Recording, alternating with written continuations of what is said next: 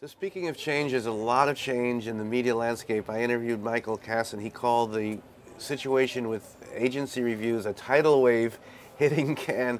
So what's happening with this kind of new media review situation? Why is it happening? What do you hope for at Havas? I mean, if we look at the Nomura financial analyst report, they check the six big groups with risk and opportunities.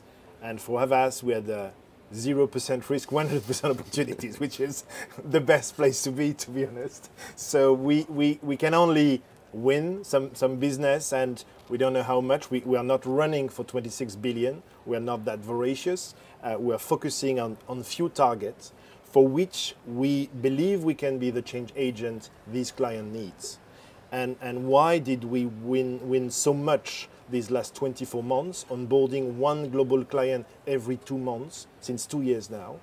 It's probably because they needed change, and they saw that challenger attitude, smaller than the other, but with a global scale, and with that kind of startup spirit, startup mindset, was probably the correct level of nimbleness and agility to make them move faster. So when we look at the review, I think that especially the big advertiser, because 2/3 of these big reviews are related to FMCG, CPG clients, the Unilever, Procter, Johnson & Johnson of the world, and L'Oreal. They are all looking at an increase in their digital mix and global media mix, 15, 20, 30, and now they're starting to check and validate if the TV dollar are still working as well as it used to be, especially for the millennials and for the ABC One premium and kind of business audience. And they understand that the shift is about to happen. 35% of millennials don't watch linear TV anymore in the US. 90% of them who watch on replay skip ads. Might be an issue, okay? And when you look at that kind of ROI, and we know that we haven't the single currency that the market needs and the single measurement, I think that they also assess the fact that the more digital will be, the more programmatic. It's obvious that what can be automated will be automated, period. So thinking of that evolution is also thinking of, have I the right partner to do that? Because you need a complete integrated approach and solution. And the same way we think that media agencies have been media architects, a bit of TV, a bit of digital, a bit of outdoor, a bit of print, a bit of radio.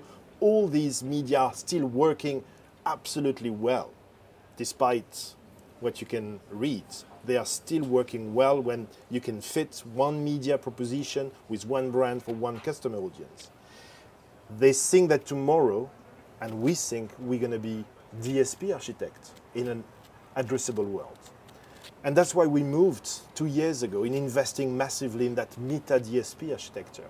And we are the only guys in the market with that value proposition. To be able to check the DSP, we established 100 criteria for every DSP. All our world-class mathematicians work on that heavily to finally summarize to the 4 key components of every DSP. 1, access to an inventory. 2, access to data sets. 3, the feature of every DSP. 4, the algorithm that run the machine. I give you an example. I want a campaign where I want a huge reach. You have to find the DSP with the larger inventory. I want to target and nano-target. You need to have a DSP that enable you to bridge your data, first part, third part, in order to have that kind of subsegment. You have an average campaign, you need a DSP that is okay in the 4 key criteria. And there is no universal answer. And the beauty of that world is that you can gain efficiency just by mixing the approach. That is why we believe strongly in our Meta DSP approach. We announced it with, during the programmatic upfront in New York last year. Now we have the V2 onboarding a new partner every month. And so that Meta approach for us, holistically, is really important because you need to be technology neutral. In that world where we've got some great partners that are I would say the digital locker in a way, you need to advise your brands that data is their currency for today and tomorrow, and they need to keep absolutely in control of what's going on and who's going to use their data. So, and one word about, again, our philosophy in that changing world, about online fraud. Because we think that if we don't do anything, as an industry, as individuals, as holding companies, in the next 2 to 3 years, we're going to have to face a sort of media subprime, where no one knows exactly what is selling. Because as you need to be interconnected with other inventory that you don't fully manage, I mean, really going deep, understanding what people see, what they don't, the non-human impression have become a big, big issue in our industry. And so, as you may know, 14 years ago, we believed already in that disaggregated data world. And there is one guy from Integral Ad Science, Yann Leroux, that was at the beginning of that Artemis story. We built our own data capabilities. We were smaller, probably Apache network at that time, so we needed to concentrate. And we built that capability that is connected with all the ad server of the market.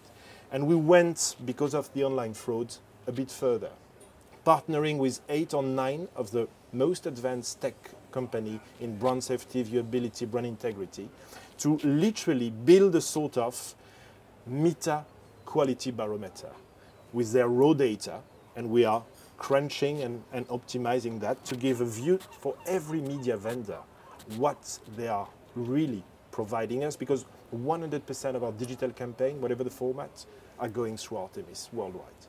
And so having that kind of approach, that is a bit different probably from the others, and doing what we can do, commitment and conviction that everyone needs to do better with that topic.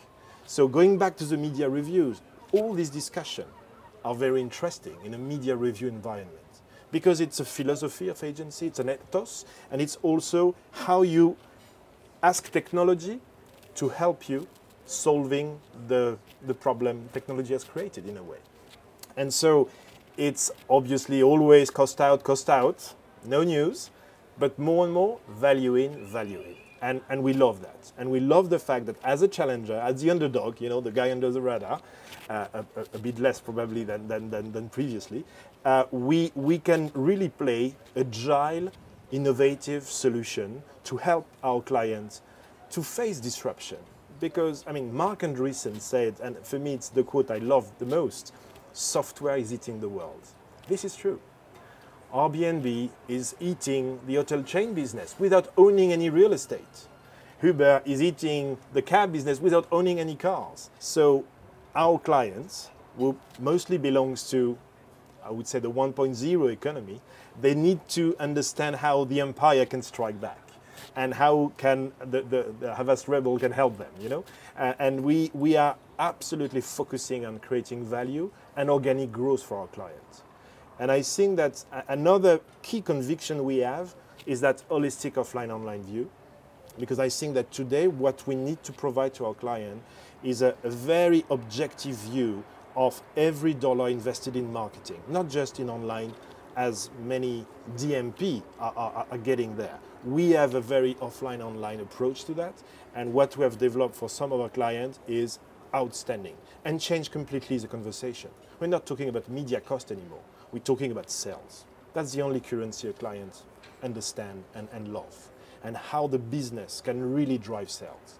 So interesting, heavy, hard work, but we love adrenaline and we are passionate. So let's go for it, and let's see if it's a cruel summer for some or a happy summer for the others. We're going to see that in a few months' time.